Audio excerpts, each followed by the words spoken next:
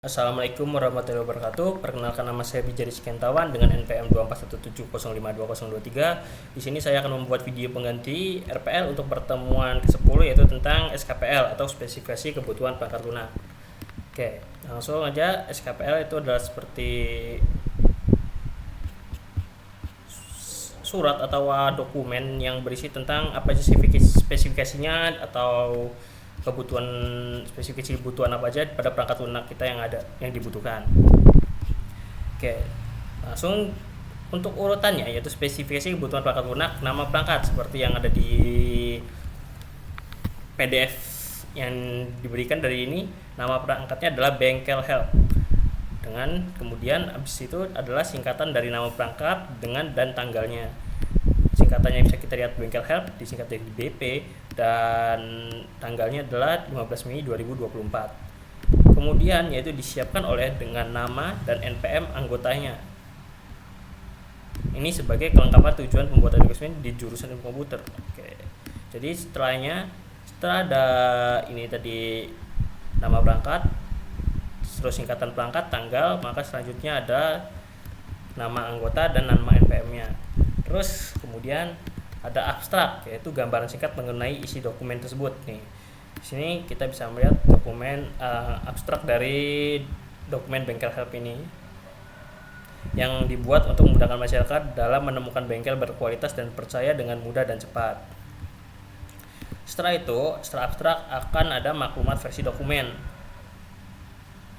Kita bisa lihat contohnya langsung di sini, yaitu maklumat itu seperti versi dokumen ini ada draft 1, rilis 1, tanggalnya tanggal 15 ini kita mengisi pengisian SKPL pertama.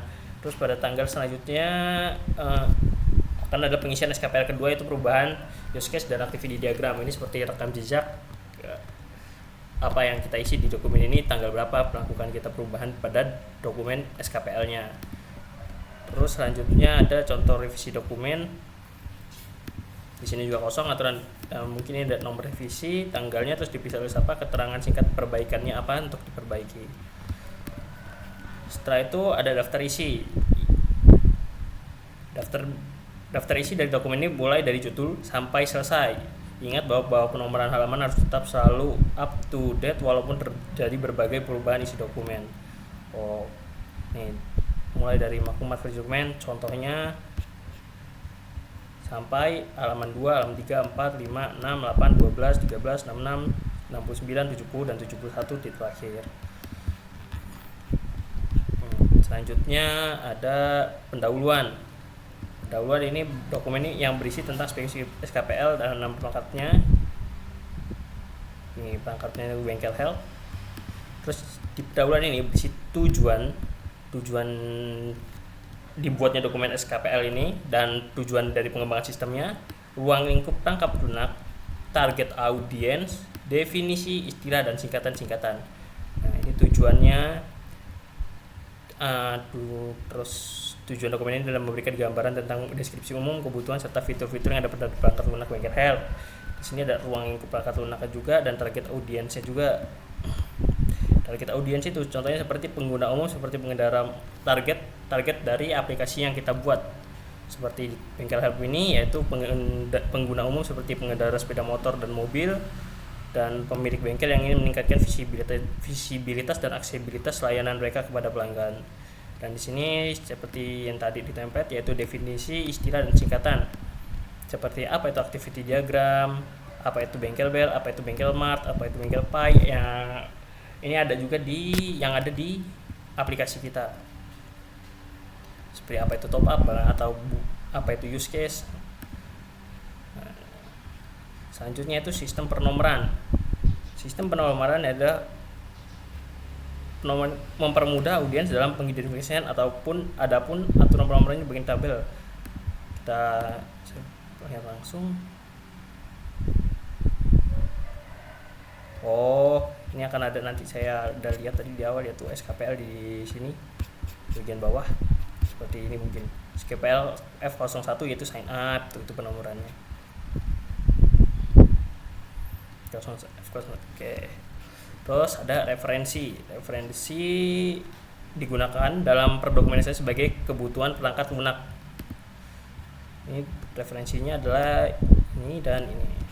Kemudian ada ikhtiar dokumen berisi tinjauan luas atau uraian tentang SKPL. SKPL ini berisi tentang semua fitur yang ada perangkat lunak Bengkel Help yang dibuat khusus untuk membantu mahasiswa dalam menemukan solusi dari masalah yang dialami pada SKPL. Ini akan ditunjukkan dengan use case dan activity diagram.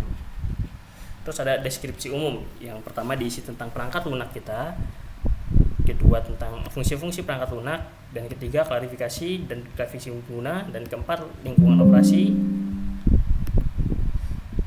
dan batasan desain dan implementasi. Dokumentasi bagi pengguna dan asumsi ketergantungan. Oke, tentang perangkat lunak terlebih dahulu kita lihat. Ini seperti Bengkel Help adalah perangkat lunak atau pengertian dari aplikasi kita sendiri.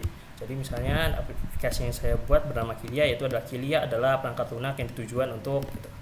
Definisi dari perangkat lunak kita, di perangkat lunak yang kita buat. Terus ada fungsi-fungsi dari perangkat lunak yang kita buat seperti ini. Yang di Bengkel Help ada fungsi sign up pengguna, fungsi sign in pengguna, dan fungsi melihat ini dan lain-lain. Terus selanjutnya, nah ini fungsi-fungsi itu akan dijelaskan dalam bentuk use case diagram, di mana ada use case diagram Bengkel Help yang ini akan menjelaskan seperti pengguna itu bisa melakukan sign up segala macam seperti use case pada umumnya. Kemudian ada karakteristik dan klasifikasi pengguna, yaitu kategori pengguna seperti ada pengguna, untuk tugasnya apa, hak akses ke aplikasinya apa, terus ada bengkelnya itu apa, sesuai aplikasi kita saja kategori penggunanya. Terus ada lingkungan operasi, yaitu seperti mobil dan smartphone, isi komputer, laptop, perangkat keras yang dibutuhkan.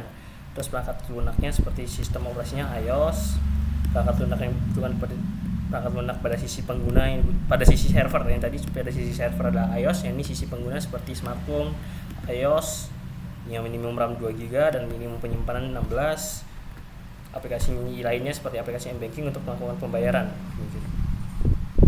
Batasan desainnya adalah desain dan prototype yang menggunakan Figma. Karena sistem ini bersifat online maka dibutuhkan koneksi internet, itu ada batasannya. Terus ada kebutuhan antarmuka eksternal. Ini ada UI-nya, berarti sistem ini dirancang ada antarmuka perangkat kerasnya, perangkat keras dibutuhkan dari si pengguna. Jadi pengguna bisa desktop RAM 2 GB dan minimum penyimpanan 16 GB sudah cukup untuk menggunakan aplikasi Bengkel Help ini. Ini seperti spesifikasi minimum yang bisa digunakan untuk aplikasi yang kita buat. Terus ada fitur sistem, ini ada usage diagramnya lagi tadi, pengguna bisa melakukan apa, bengkelnya bisa melakukan apa, dan admin bisa melakukan apa.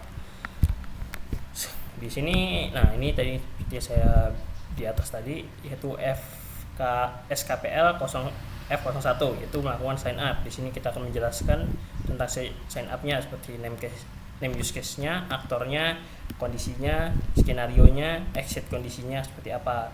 Di sini akan dibuat juga di activity diagram dan di tampilan prototype yang dibuat.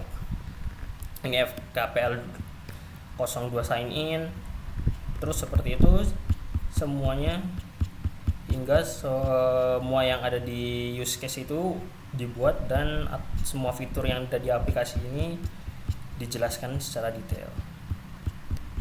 Nah, F13 itu mendesain sign in bengkel,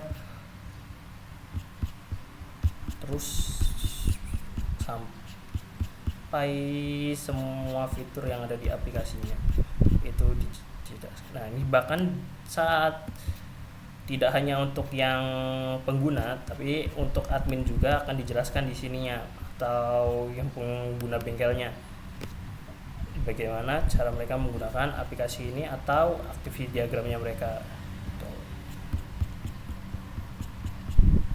Terus setelah sudah selesai semuanya mulai dari pengguna maupun admin, maka akan ada Selanjutnya itu kebutuhan non fungsional lainnya, yaitu kebutuhan kinerja dan kebutuhan keamanan. Kita bisa lihat di sini.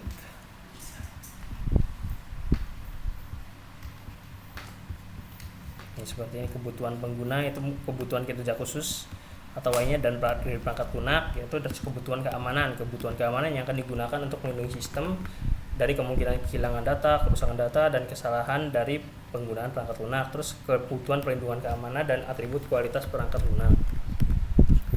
Ini kita jelaskan di bagian sini, yaitu tentang kebutuhan kerjanya, keamanannya, dan atribut kualitas perangkat lunak yang kita seperti adaptability, availability, closeness, flexibility, maintainability, testability, dan usability. Terus ada aturan pengguna, yaitu penggunanya harus melakukan apa terlebih dahulu untuk menggunakan aplikasi yang dibuat. Terus ada kebutuhan lainnya. Kebutuhan dari sistem ini adalah admin harus berhati-hati dan teliti, karena adminlah yang mengatur dan mengelola bengkel serta memasukkan dan menyusun produk milik bengkel ke dalam etalase dari bengkel tersebut. Terus appendix A model analisisnya di sini nggak tahu kenapa kosong. Apa itu? Berupa model analisis yang relevan seperti data class diagram atau entry relationship diagram. Yang B itu adalah daftar nomor kode kebutuhan yang dapat ditunjukkan pada dokumen SKP sehingga bisa ditulis